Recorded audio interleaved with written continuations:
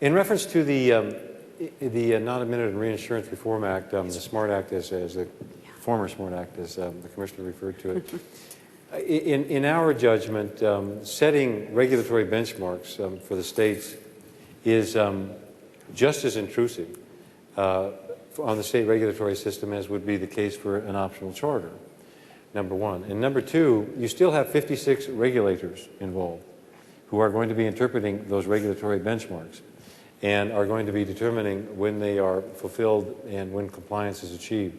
So the same subjectivity and the absent ability to make certain that there is one center of responsibility and performance subject to one interpretation that ultimately can be tested, changed, or mutated in any way that's required under the circumstances would still be missing. So frankly, we understand the imperative to deal with the issues surrounding surplus lines and reinsurance issues, and we also know that the bill that's moving forward presently is something that we do, in fact, support, even though we think it's an exception to comprehensive reform.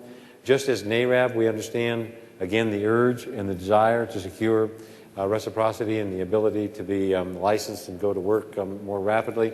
But again, it's just a narrow slice of the insurance business. And as a consequence, we don't think that, even though we have some concerns about the structure, what kind of a creature this is going to be ultimately, if it's a non-profit creature, what investigative capacity, what regulatory capacity will it have, and how it will interface with state authorities or a federal authority if it's ever created.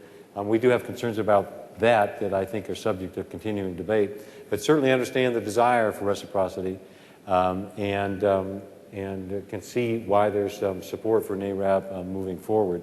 We would just like to see it to be comprehensive insurance reform that not only focuses upon agents and producers and upon surplus lines and reinsurance entities, but also upon other insurers as well, and that we do it comprehensively from the very beginning. So it sounds like you're saying you see it as sort of a poor substitute for an OFC. I wouldn't say poor. I would, I tend to be, an optimistic person. It's an effort to improve the system, and I think any effort undertaken to improve is noteworthy. I do think, however, we're capable of more as regulators and as producers, agents, and insurers in coming to grips with what we know are problems and that need to be addressed if we're going to further the best interest of the insurance business and the consumers that we provide product to.